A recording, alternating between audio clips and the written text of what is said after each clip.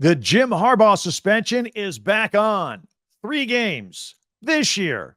For now. What happened? You're in the right place. Locked On Big Ten starts right now.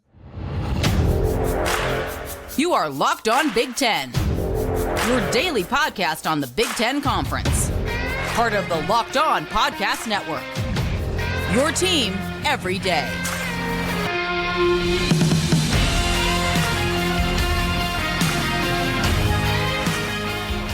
Welcome to Locked On Big Ten. I'm Craig Sheeman. Thank you for making us your first listen each and every day. We always appreciate that when you check us out. We're free and available wherever you get your podcasts and on YouTube. It's part of the Locked On Podcast Network. Your team every day. So Harbaugh benched for 3 games. We'll also check in with the Buckeyes. Again, what's with the quarterback situation and with Purdue as well. And we'll have our Tuesday tweets. Hang around to the end. Got a couple really cool ones to share with you. Plus, be sure to subscribe and follow Locked On Big Ten for free wherever you get your podcasts. That way, you'll get the latest episode of this podcast as soon as it becomes available each and every day. Well, this is the story that just keeps on giving all summer long. Michigan football coach Jim Harbaugh and Cheeseburger Gate. I know the NCAA hates it when I call it that, but too bad. This is our podcast. Quick recap for those of you following along at home. Jim Harbaugh and some of his staff allegedly had impermissible contact with recruits during a period in which they were not supposed to. This also allegedly included an infraction where Jim Harbaugh allegedly bought recruits a cheeseburger at an Ann Arbor hamburger joint during a COVID-19 down period in which nobody was supposed to talk to anybody. Well, the NCAA wanted to nail Harbaugh on this event. He says he doesn't even recall the event and wouldn't admit to it, just refuse to give in on the situation. So the NCAA said, fine, guess what, Jim Harbaugh? We're going to suspend you a game for the cheeseburger gate, or we don't like to call it that, the impermissible contact with the student athletes. We're going to add 3 games to that as well, make it 4 total because you're lying to us. Well, Harbaugh and his lawyer, Tom Mars, they absolutely refused to budge on this whole thing, as you know.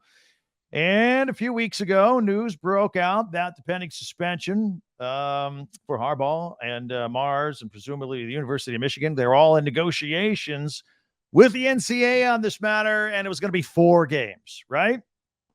Then last week, the NCAA's case fell apart. Nobody came to any agreement, and it was announced that they were going to scrap everything and start over with a much more formal and lengthy and more serious hearing. But this could result in a longer suspension next year, but it was going to be parked until 2024. There was no way they were going to get it done in 2023. So in the short term, that meant that Harbaugh would be able to coach his super loaded football team for every single game this season. Until now, the University of Michigan is stepping in and self-imposing a 3-game suspension for Harbaugh at the beginning of this season. That means he will miss the East Carolina season opener at home, where Michigan is a 35-point favorite. That means he will miss the Week 2 matchup against UNLV at home. UNLV, possibly the worst team in all of college football. And then he'll miss the 3rd game also at home against Bowling Green. Harbaugh is allowed to lead practice during this time. He just can't coach in any of the games.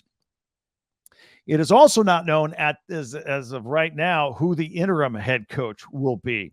Now, Michigan Athletic Director Ward Manuel says while the NCAA continues its process in this matter, quote, today's announcement is our way of addressing mistakes that our department has agreed to in an attempt to further the process, unquote. At least stop right there because there's more. Did he just throw Harbaugh under the bus? Mistakes were made by our people? Is he insinuating that maybe he lied? Did he just admit that his guy lied and this is their way of getting ahead of the situation? You be the judge. Love to hear from you on the comments on Twitter at Talk Big Ten and also comments on YouTube, by the way, as you know. The quote continued. quote, "We will continue to support Coach Harbaugh, his staff, and our outstanding student athletes. Per the NCAA's guidelines, we cannot comment further until the matter is resolved," unquote. Of course, they always love to put that in there.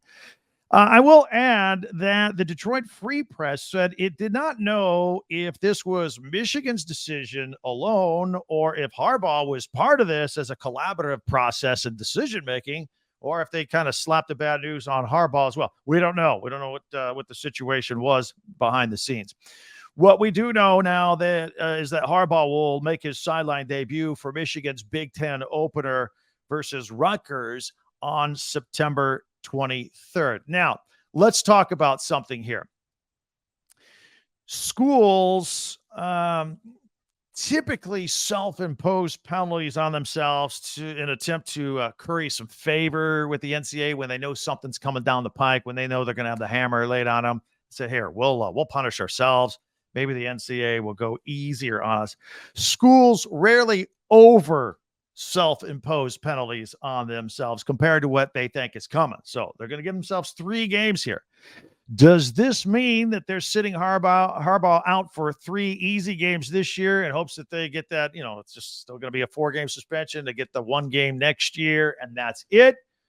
Or do they think there are bigger penalties and more games coming down and they're just trying to split the difference? We'll do 3 games here, maybe some more next year. Who knows? This thing is crazy. Never seen anything like this before. So stay tuned for all that. By the way, let's take a quick look at the 2024 schedule. Nobody in the media is doing that right now. I'm breaking this down. So we know what's going to happen this season in the first 3 games. Let's look ahead to 2024. Michigan opens up August 31st against Fresno State and followed by a home game in week 2 against Texas. The Texas Longhorns coming to the Big House with Arch Manning as their quarterback, presumably. Week 3 is currently an open date right now until the Big Ten schedule is announced. We know the Big Ten opponents. We just don't know the actual dates of that. And then week 4 is a home date on September 21st against Arkansas State. So these are potentially the games that Jim Harbaugh could miss next year. But another question that I've always posed here to you guys on this very podcast, will Harbaugh even be at Michigan in 2024 to face the music if something big comes down? He has said that this 2023 team is so loaded that he expects Michigan to set a record for the most draft picks in the 2024 NFL draft, which, by the way, is in nearby Detroit. So with an exodus of that much talent to the NFL and more suspension time looming, maybe Harbaugh will just feel like it's time to go back to the NFL, not hang around for all this. We've discussed this before, but there's even more on the table here that would insinuate that that is the possibility right now. Would love all of your comments, of course, on Twitter at Talk Big Ten and on YouTube. Hit me up on that. We're going to look into the Buckeyes quarterback camp. Some people thought they'd have a decision by today. We'll let you know what the vote was behind the scenes. And we'll also check in with Ryan Walters, his first year as head coach with the Purdue Boilermakers.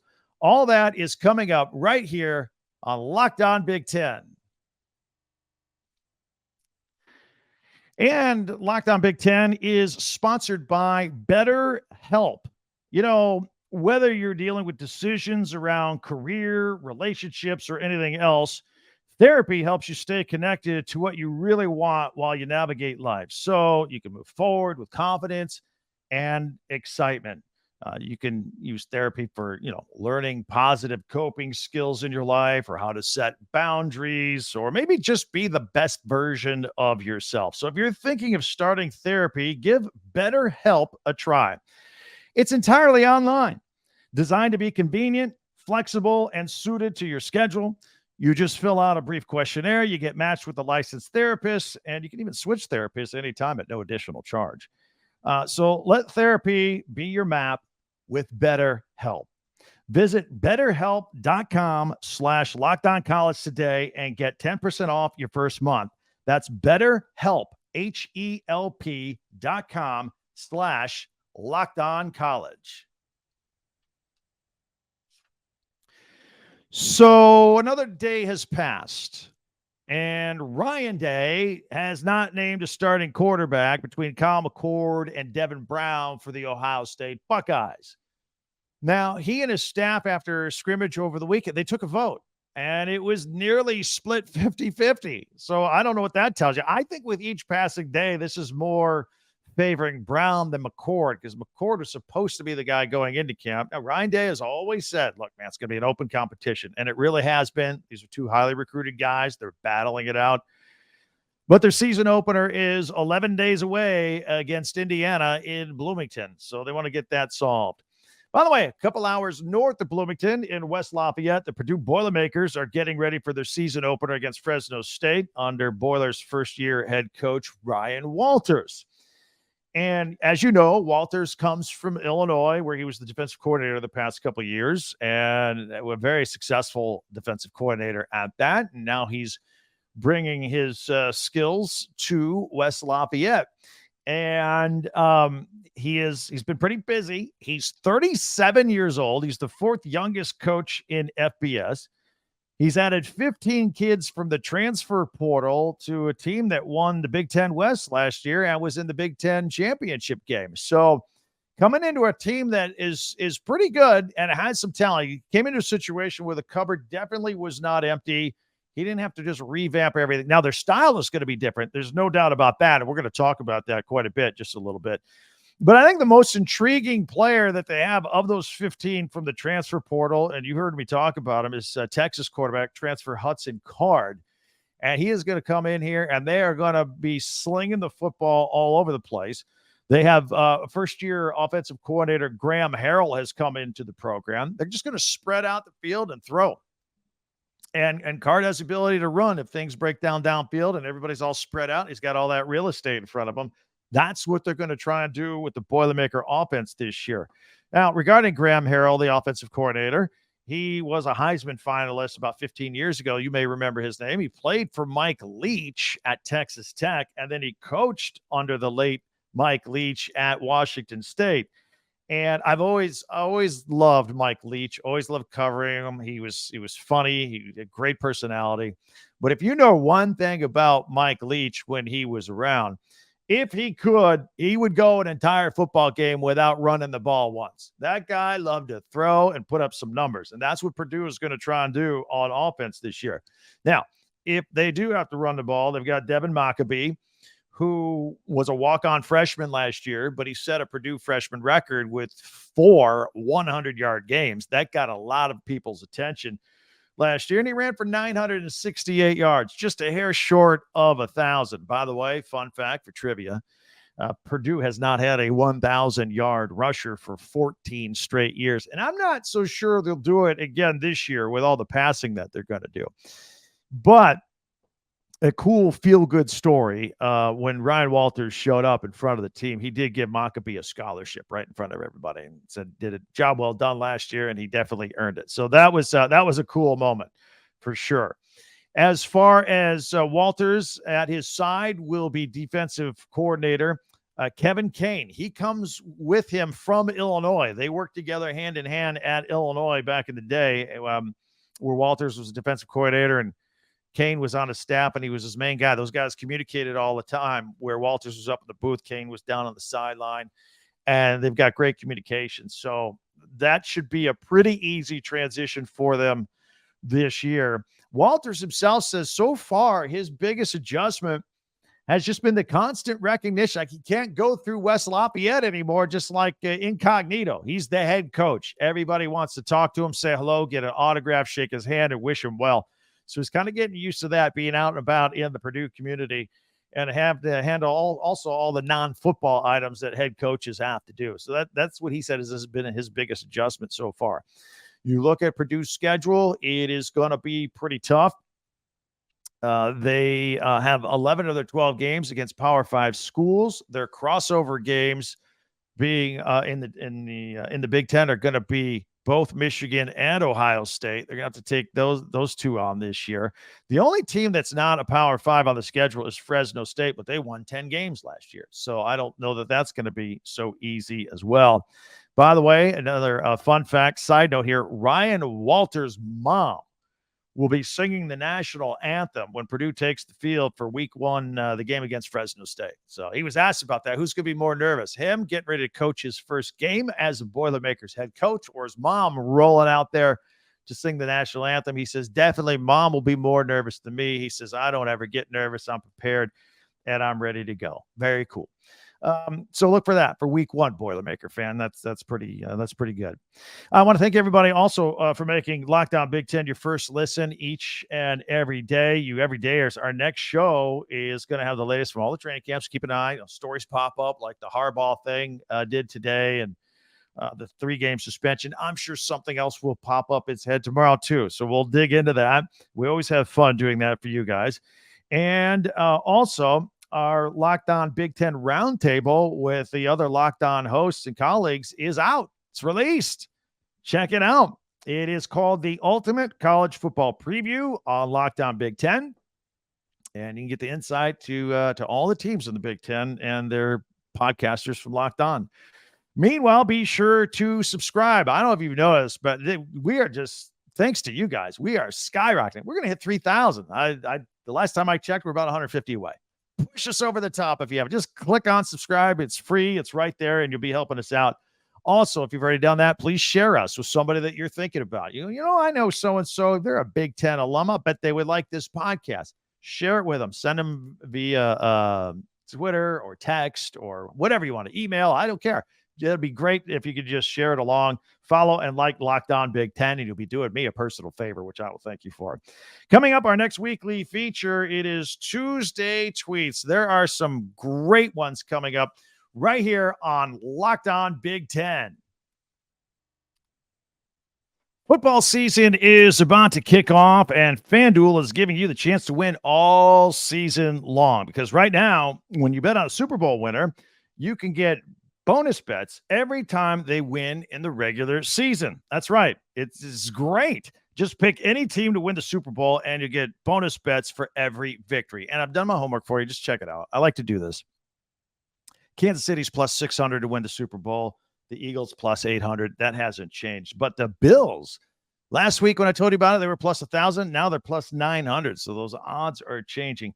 America's team, the Cowboys, they are at plus 1,300. And, of course, the Cardinals and Texans at the bottom of the barrel, plus 18,000. I'd like to throw that in as well. But you got point spreads, player props, over-unders, more, everything you want. It's a ton of fun. So visit FanDuel.com/lockedon and start earning bonus bets with America's #1 sportsbook. That's FanDuel.com/lockedon. Okay, let's have some more fun here. I always like to do Tuesday tweets at this point of the podcast, and I'm going to throw a couple up here, and I'm going to read them and describe them to you if you're listening to us on the audio podcast only. But here on the video on YouTube, we have them. So let's put them up. And the first one we have here comes from at Bucknuts247. This is an Ohio State guy. Says that Ryan Day said that the Buckeyes are not ready to name a starting quarterback. He said he took a poll of the staff this weekend, and it was split nearly 50-50. I mean, got all the coaches together. They've been watching practice all summer long, and it's split, man. It is split. There are some Devin Brown guys. There's some Kyle McCord guys. He said both Kyle McCord and Devin Brown are going to be really good players. So according to this, it's not so much that anybody is struggling. It's like they're both playing really well. They can't decide. And again, their season opener in 11 days against Indiana. And maybe they'll go into that game with a 2-quarterback system to try and iron this out a little bit. Maybe they both end up playing. All right, what else we have here? Here is from at Coach Allen IU. Tom Allen, the head coach of the Indiana Hoosiers. First day of classes today. Enjoy your beautiful campus. And he put together a top 5 list of places on campus. This is pretty good. This is a coach that is in touch with the campus. They got the Sample Gates. That's right at the end of Kirkwood over there. The Campus River rolling through right over there by the Union. The Arboretum, and also the Rosewell House. A lot of people get engaged in there, by the way. And also the Memorial Union, where I once took a bowling class for credit back in the day. I passed. I did well. All right. Thank you, Tom Allen, for that. Let us see what else we have here. Oh, this one has to get some airtime. It's from at Coach Ed Gladney, EDD Gladney. He said, at Talk Big Ten, that's us, is one of the most informative and best college football media personalities around. I learned a lot around the country and about at Big Ten football. Make sure to tune in and stay up to date. Yes, I agree. And I thank Coach Ed. Appreciate that. See, tweets like that, you're going to get on the air. Let's see what else we have here.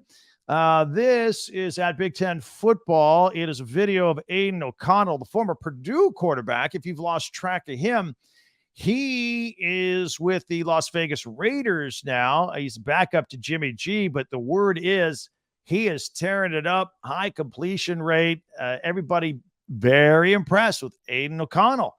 And you know what? Little sidebar. When he was at Purdue, his completion percentage, highest ever. They got guys like Drew Brees have gone there. Okay. Guys like that. And he's completed more passes percentage wise. So Aiden OConnell doing a great job. Maybe he's going to make that team and maybe give Jimmy G a run for his money with the Las Vegas Raiders. And this is my favorite. This is a picture of Marvin Harrison Sr. when he was with the Indianapolis Colts, when he was Peyton Manning's favorite target, holding his son, Marvin Harrison Jr. And this is a tweet and they're both in Colts jerseys, at Lucas Oil. And it's from at Mr. Ohio. He says, this kid is now the best wide receiver in college football. Yeah. That's Marvin Harrison Jr. back in the day. He's all grown up now, and he is the leading wide receiver for the Ohio State Buckeyes and is going to be in the Heisman conversation and will be in the NFL just like his dad someday as well. But I love that picture. Marvin Harrison Sr., Marvin Harrison Jr. after a Colts game. That is super cool. All right, that's it for our Tuesday tweets. I want to thank you for making Locked On Big Ten your first listen every day. You everydayers out there, our next show, of course, we'll bounce around from Big Ten camps, or if there's big breaking news, I don't know, like, Jim Harbaugh suspended or something like that, we'll have that and be all over. It's what we do. We have a blast doing it for you. Look out for our Locked On Big Ten Roundtable podcast with other Locked On podcasters. It's called the Ultimate College Football Podcast, and it is out now. In fact, when you're done with this, go click that one on and check it out.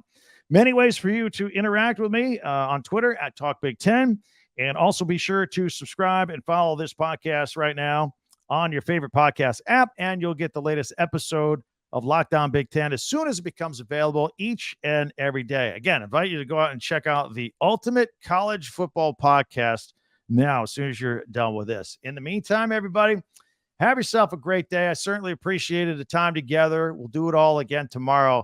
I'm Craig Sheeman for Locked On Big Ten.